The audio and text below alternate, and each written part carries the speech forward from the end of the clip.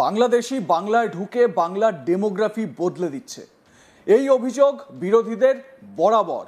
বিশেষত সাম্প্রতিক সময়ে বিজেপি এই অভিযোগ করে আসছে, যার জন্য বিরোধীদের তরফে এসআইআর করা নিয়ে জোর সওয়াল হয়েছে। তারা এও বলছেন নো এসআইআর নো ভোট।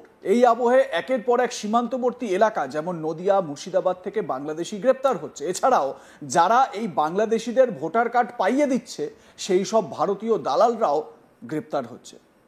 এবার ফের বড় সাফল্য মুর্শিদাবাদ জেলার রানীনগর থানার পুলিশের। কি বড় সাফল্য সেটা সবিস্তারে আপনাদের জানাবো।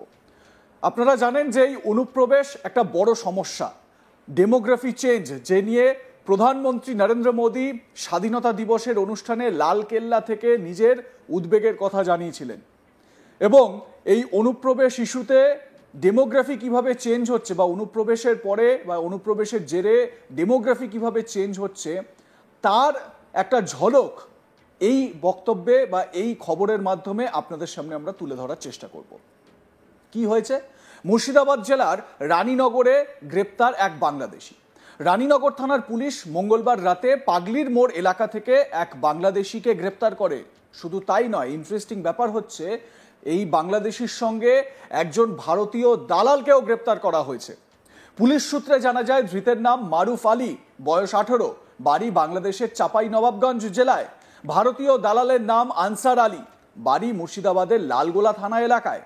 রানীনগর থানার ভারপ্রাপ্ত আধিকারিক বিদ্যুৎ সরকারের নেতৃত্বে পুলিশের একটি টিম গোপন সূত্রে খবর পেয়ে পাগলির মোড় এলাকায় অভিযান চালিয়ে দুজনকে আটক করে। তাদের কাছে বৈধ ভারতীয় কাগজপত্র দেখাতে চায় বা দেখতে চায় পুলিশ। এদের মধ্যে একজন ভারতীয় বৈধ কাগজপত্র দেখায়, আরেকজন ভারতীয় বৈধ কাগজপত্র দেখাতে পারেনি। পুলিশের প্রাথমিক জিজ্ঞাসাবাদ শুরু হয়।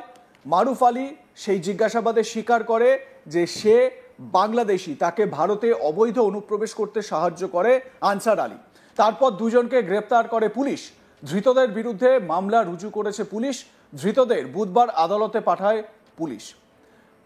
কি কারণে বাংলাদেশ থেকে অনুপ্রবেশ করে মুর্শিদাবাদের রানীনগরে এসেছিল, এছাড়া এদের কি উদ্দেশ্য ছিল তার তদন্ত করে দেখছে রানীনগর থানা। কিন্তু যেটা সব থেকে বেশি আশ্চর্যের এবং সব থেকে বেশি আশঙ্কার সেটা হচ্ছে এই ভারতেই রয়েছে দালালরা, যারা কিছু টাকার বিনিময়ে এই সমস্ত বাংলাদেশিদের আশ্রয় দিচ্ছে, অনুপ্রবেশ করাচ্ছে। অনুপ্রবেশ করানোর পরে তাদেরকে ভোটার কার্ড, আধার কার্ড, সমস্ত সুযোগ সুবিধা যাতে তারা পায় সেই সংক্রান্ত বিভিন্ন নথিপত্র তাদের হাতে চলে আসছে। এসআইআরে তো এই সমস্ত বাংলাদেশি ভুয়ো অনুপ্রবেশকারী এদেরকেই বাদ দেওয়ার চেষ্টার একটা প্রক্রিয়া শুরু হয়েছে। প্রশ্ন উঠছে যে এসআইআর যদি ঠিকঠাক হয় তাহলে কত নাম বাদ যাবে। আপনারা জানেন আজ তাক বাংলায় স্বপন মণ্ডল নামে ভোটকর্মী ঐক্যমঞ্চের সাধারণ সম্পাদক, তিনি এসে বলেছিলেন যে যদি এসআইআর ঠিকঠাকভাবে হয় তাহলে 80 থেকে 90 লক্ষ নাম বাদ যাবে এবং এর মধ্যে অনুপ্রবেশকারী অবৈধ ভোটাররাও ইনক্লুডেড। স্বাভাবিকভাবে এরাই যে ডেমোগ্রাফি চেঞ্জ করছে।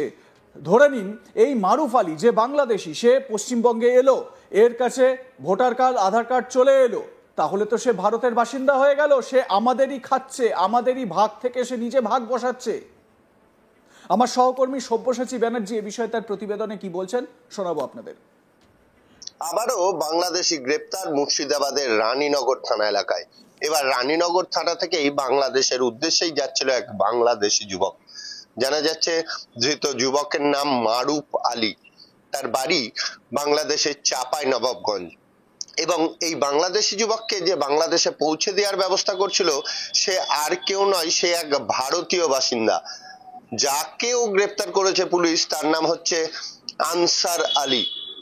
এই আনসার আলীর হাত ধরেই মারুফ 4 মাস আগেই বাংলাদেশ থেকে ইন্ডিয়াতে এসেছিল এমনটাই জানা যাচ্ছে পুলিশ সূত্রে। এবং লালগোলার বর্ডার হয়েই এই 4 মাস আগেই মারুফ আলী ইন্ডিয়াতে ঢুকে পড়ে এবং 4 মাস এখানেই নাকি সে পরিযায়ী শ্রমিকের কাজ করেছে। আদৌ পরিযায়ী শ্রমিকের কাজ করেছে না কি কাজ করেছে সে বিষয়ে তদন্ত করছে পুলিশ। তবে পুলিশ সূত্রে জানা যাচ্ছে যে 4 মাস ধরে সে বেঙ্গালুরু সহ একাধিক এলাকায় পরিযায়ী শ্রমিকের কাজ করেছে এবং কাজ করে 4 মাস হয়ে যাওয়ার পরে আবারও সে চোরা পথ দিয়ে বাংলাদেশেই ফিরছিল। বাংলাদেশের চাঁপাইনবাবগঞ্জ ফেরার চেষ্টা করেছিল প্রথমে লালগোলা সীমান্তবর্তী এলাকা দিয়ে, কিন্তু লালগোলা সীমান্তবর্তী এলাকা দিয়ে যখন সুযোগ পায়নি, পেরে ওঠেনি, পার হতে পারেনি, তখনই তারা রানীনগর এলাকায় যায় এবং এই আনসার আলী মারুফ আলীকে রানীনগর এলাকায় নিয়ে যায় পাচারের উদ্দেশ্যে। তাকে আবার বাংলাদেশ পাঠাতো এমনটাই জানা যাচ্ছে তাদের কাছ থেকে। সেই পথে যাওয়ার পথে যখন পুলিশের কাছে খবর চলে আসে, তখনই রানীনগর থানার পুলিশ এই দুইজনকেই গ্রেপ্তার করে। একজন ভারতীয় দালাল যারা প্রতিনিয়তই এই বাংলাদেশিদের আমাদের দেশে ঢোকানোর একটি ব্যবস্থা করে দিচ্ছে এবং শেল্টার দিচ্ছে, থাকার ব্যবস্থা করে দিচ্ছে, সেই রকম একজন ভারতীয় দালালকে ধরেছে রানীনগর থানার পুলিশ। পাশাপাশি এক বাংলাদেশি যুবককেও গ্রেপ্তার করেছে।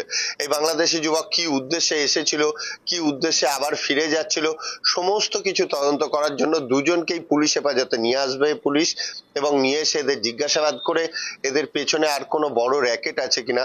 কারণ অ্যাক্টিভ এই এলাকায়, মুর্শিদাবাদের বিভিন্ন জায়গায় এই যে সকল ভারতীয় দালাল যাদের মারফতে খুব সহজেই বাংলাদেশ থেকে ভারতে ঢুকে পড়তে পারে বাংলাদেশি মানুষজন, বাংলাদেশি যুবকরা, সেই দালালদেরও খোঁজ চালাচ্ছে প্রতিনিয়ত পুলিশ।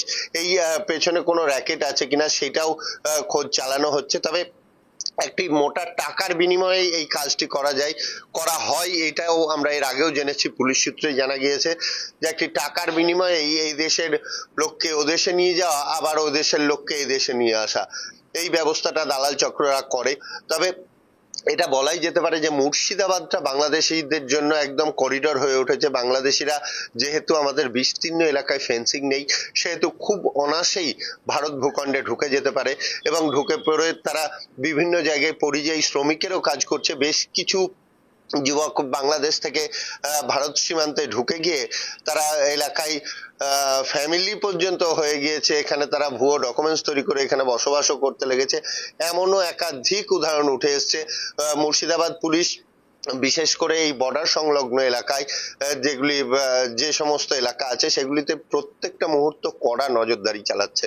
আর সেই কারণেই প্রতিনিয়ত বাংলাদেশি গ্রেপ্তারের ঘটনা এবং বাংলাদেশের যে কোনো কিছু পাচারের ঘটনা খুব সহজেই রুখে দিতে পারছে। সেই চিত্র আমরা একাধিকবারই তুলে ধরেছি যে সকল স্পর্শকাতর এলাকা বা বর্ডার সংলগ্ন সীমান্তবর্তী এলাকা, সেই এলাকাগুলিতে বিএসএফ এর চোখ এড়িয়েও বাংলাদেশিরা যদি ভারত ভূখণ্ডে বা মুর্শিদাবাদে ঢুকে যায়, পুলিশের চোখ এড়াতে পারে না, পুলিশ কিন্তু তাদের অবশ্যই ধরেই ফেলে। এই চিত্র আমরা একাধিকবার দেখেছি। কোনো কোনো সময় আবার বিএসএফ এর সাথে পুলিশের যৌথ টহলদারি, যৌথ উদ্যোগেও বাংলাদেশি গ্রেপ্তার হওয়ার ঘটনাও দেখেছি। তবে এর ফাঁকেও কিছু বাংলাদেশি যে এখানে বসবাস করছে না, কিছু বাংলাদেশি যে ঢুকে পড়ছে না, সেটা বলাই যেতে পারে। সেটা সেই সন্দেহে ভুগছে সাধারণ মানুষও। যখন ধরা পড়ছে তার পেছনে 2-4 জন হলেও থেকে যাচ্ছে, এটাও হতেই পারে। কাজেই বর্ডার এলাকাতেই বিশেষ করে সীমান্তবর্তী এলাকাতেই কড়া নজরদারির আবেদন রাখছে সাধারণ মানুষও। লাইক, কমেন্ট, শেয়ার করতে ভুলবেন না। দেখতে থাকুন আজ তাক বাংলা। সাবস্ক্রাইব করুন আমাদের ইউটিউব চ্যানেলটি, বেল আইকন প্রেস করুন নোটিফিকেশন পেতে।